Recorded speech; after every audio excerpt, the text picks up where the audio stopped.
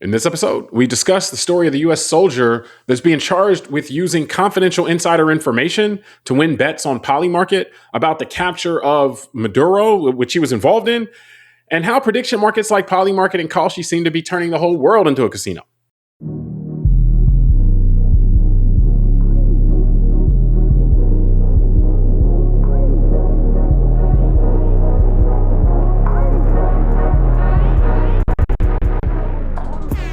Hello, welcome to the Call Like I See It podcast.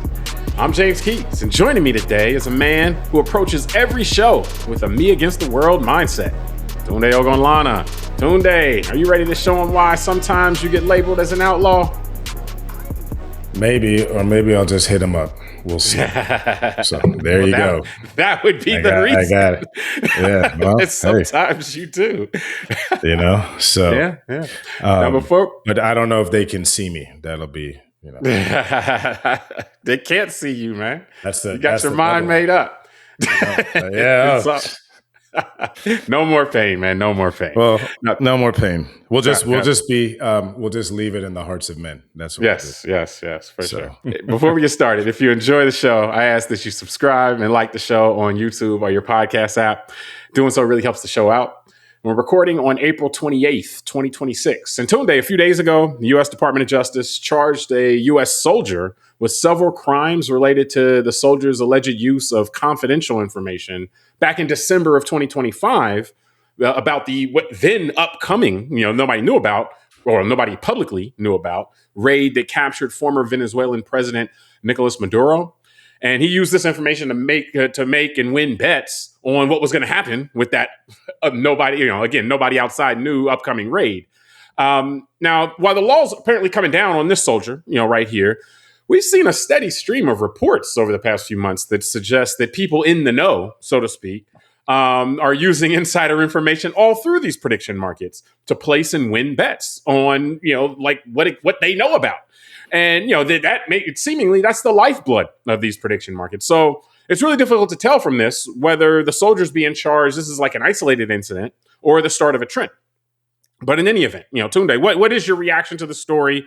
Both the fact that people apparently, were betting inside information, were betting on the capture of Maduro before it happened and anything like that. And that, we now have people facing accountability for that, with these through these prediction markets. Yeah, I think it's fascinating that it is a continued, I say this with a smile, a fallout of the of just the proliferation of this technology, the internet, all that, because as someone who is involved with the capital markets on my day-to-day life, I'm a financial advisor. I deal with the stock market. There's a lot of regulatory, frameworks in that space.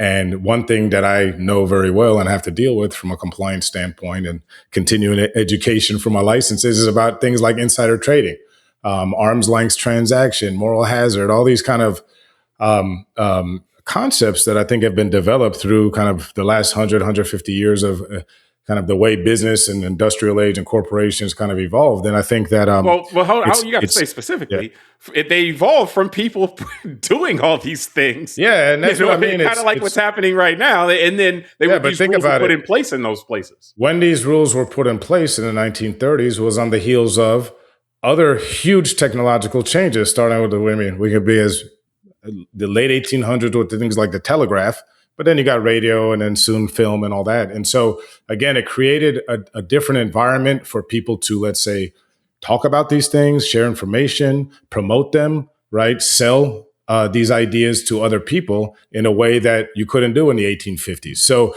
I think this is another example of it. And I'll say this with a smile and then hand it over to you for your thoughts is I don't like the idea of insider trading, people with inside knowledge about something getting ahead of the public, let's say, or using that information to screw someone on the other side of the trade or bet, so to speak.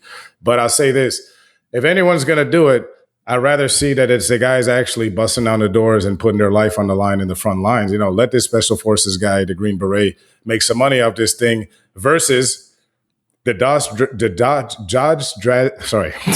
Dodge drafting kids of the oligarch elite who send everyone else's kids to war. So I say that as a joke, I don't like anyone doing it, but that's what I say. The only guy that got busted was the low level guy who's the soldier. But the people at the top who, like you said, we know of are making insane amounts of money, not hundreds of thousands, but millions and hundreds of millions. No one's going after them. So that to me is something to be discussed as well. Well, yeah, that conversation will happen. I mean, I think first I want to take a step back and the idea of these prediction markets, because they are relatively new. The idea behind them is not relatively new. Like the idea behind them goes back throughout human history. You place a bet with a friend or someone and hey, this is going to happen or it's not. Flip a coin. And between me and you, if it lands on heads, you give me $1. If it lands on tails, I give you $1. And that's essentially what's happening here to some degree. These prediction markets aren't casinos in the way that we think about them. Casinos have their own set of regulations. Now that's been, flipped. The table's been flipped over on that as well, in the last 10, 15 years. But casinos, you're gambling, you're betting against the house. The house sets the odds and, just sets the odds so that they continue to make money, ideally, no matter what ends up, no matter how it gets pays out. These prediction markets are set up to facilitate bets between people. They make money just on fees and, you got to pay this much to set up a bet or something like that, or a percentage of earning or winnings and stuff like that. But they don't make money. So they're not stacking the system against the bettors, so to speak, so that they always come out on top in the way that a sports book or a casino is. They're the facilitator. So as a result, I think that actually leads, okay, well then who's placing all these bets? What we've ended up seeing a lot of times is that a lot of times the bets then, the people that are out here driving a lot of this business are people with inside information. They're the house, so to speak, and not really because they're not setting up. But, if people can have arm's length bets against each other, so to speak, is this going to happen? Is Nicolas Maduro going to get deposed from power before January 31st, 2026. Well, if you're working on the operation, that is the secret operation that is planning to remove him on whatever date, but that date is before January 14th, and you place that bet, that at minimum, now you don't know if the operation is going to work, but at minimum that the effort's underway by a serious organization, the United States military, to make that happen. Whereas the people who are betting against you have no idea. Like they're just saying, oh, well, what are the chances he'll be deposed from power? Well, he didn't get deposed from power January 31st, 2025. So, or February 2025, like all these other months go by and he doesn't get deposed from power. So I'm playing it. So in a sense, it's like a sucker's bet, but the sucker, the person who's making the sucker is the person who has the inside information, not the house. So the question of regulation and so forth becomes more complicated, in that sense. So just laying that aside, to me, I share your concern. Like, okay, well, this guy's getting targeted for this. Now, to be fair, the prediction markets are supposedly trying to tighten up on insider trade, because that what I joked with you about is like, I thought that was the whole point. Like, I thought it looked like sucker bets to me. Like, oh, okay, I know this is going to happen. I'm going to go bet that it will against people who have no idea whether it will or won't, but just like the action. So supposedly they're helping the governments, find these people. But for me, I think this is the type of setup that it is. And like you said, the technology, you're not doing this against your friend or somebody in the same room with you. You're doing this against random people. You have no idea who they are. They all been brought together into this virtual room and making these bets. It seems like this part of it is inevitable. Now, maybe it'll, with stuff like this, it'll start shaking itself out and a rule structure will come up around it to prevent it. Maybe not. We'll see, but to me, that's what really stands out is kind of the sausage making of it because you got this new setup. Yeah. And I think, it's interesting. I wrote some notes while you're talking because I started thinking about the national security risk that this can create. Then I put adversaries can hack systems to look at the bet. Then I put pigs don't care about collateral damage. And then I put regulation. So I'll go through it. Now you got to make sense of all that. Meaning, yeah, exactly. So that's how my notes look. Let me go down, explain it. So no, the point is, as you were talking, I'm thinking like, yeah, actually, this is a national security thing. Because you're right. If becomes known that there's these polymarkets where you can actually bet on things like military actions or engagements, or will, NASA's, do a rocket this way or that way. Like certain bettors, you might not know their identity, but they might win 60, 70% of the time, and you might start following their bets. So what I'm saying is an adversary country can say, hey, that account keeps making more accurate than not bets about, clandestine operations, maybe we can start following that and know that if this person's getting it right, maybe the United States is continue, we can start figuring that out. So, and my point is that someone might say, well, shouldn't that person think about this country and our national security? And that's why I said pigs don't care about collateral damage, right? Individuals that have a certain mindset are just going to do for them. And that's why I said the way to protect this is then regulation. And that's, I like you're saying, that's where the sausage is being made now in the system, where the new technology allows for this type of trading and this type of money making and betting. And now we got to catch up to it. But that was what I expressed as my concern is what I'm seeing is they got one guy who's a lower level guy. He's a soldier, so he's going to be the example. But who else is getting is making money, is taking advantage of this information? And are they going to also be held to account, or is it only going to be the little guy when he gets busted? That's kind of my concern of the way I'm seeing it handled. Yeah, I mean, I think that, of course, that is concern. I think that we should, the broader question that, we're looking at these prediction markets, which are enabled now. They seem to be here to stay. And so the broader question is, how much of a corrupting influence in a lot of different areas could this have on individuals, on people, and on society? And once you understand that type, is there a way to kind of minimize that? I'm not one, like Brazil just banned all these things, for example. I'm not one to immediately jump to the idea of, hey, we need to ban this, we need to ban that. I think it's good to kind of identify what's the problem. It can't just be, oh, well, this makes people more inclined to do bad things. It's like, well, at a certain point, you have to have a principle on that. Freedom includes the freedom to make mistakes. I think, as you pointed out, national security is the kind of thing that you may want to take advantage or pay close attention to, but also the idea of fair play may be something we want to try to preserve. I don't know. And when I look at these things, I just don't know that that's possible. Whether or can fair play be protected by and large, because the people that are most motivated to use these types of things are insiders, so to speak. And I've seen some theory, and I'll put this in the show notes, people talking about this from an economics modeling standpoint.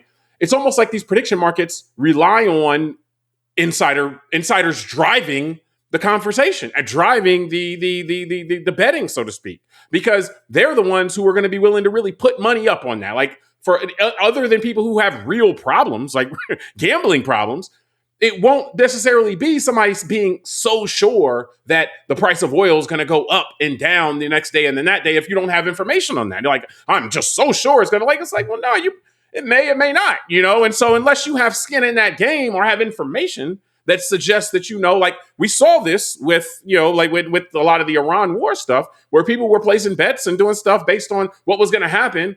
The price of oil is about to go up, and it's like, oh yeah, ceasefire's off, and it's like, oh, the price of oil goes up, and so it seems like, again, like the people who will be most motivated to use these types of things and to drive the action would be the people with insider information. So I don't know, but I don't need to know right now. It's kind of, I would say, the point. Like you generally speaking, the regulation can come after something happens and you can see the pressure points. And so that's kind of where we are. I'm fine being there in that moment right now. Like right now, we're in the Wild West phase of this.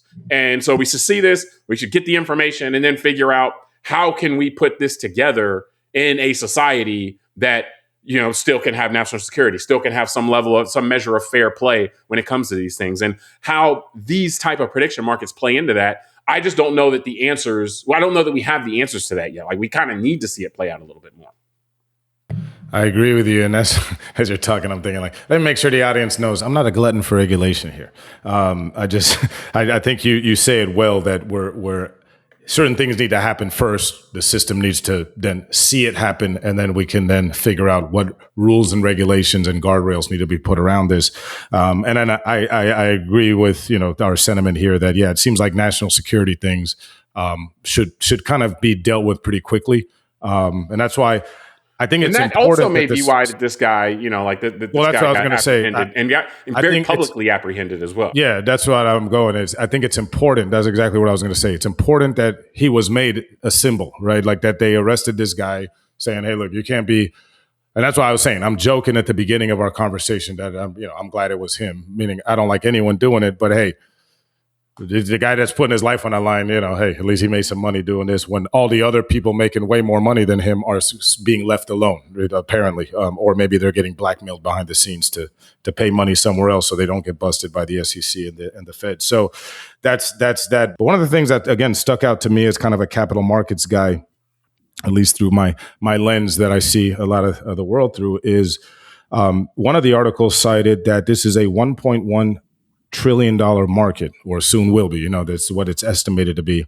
This poly market thing, and I was just thinking, like, it's interesting because to your point, James, about the insider stuff, and kind of like I was thinking, like, this is another example where we're creating actually new economies. This is where we are in the information age, because when I thought about it, is like, how is this different than the stock market? Well, it's very different. If you think about the industrial age, the idea of capital. The market was created as a way for businesses to, issue shares.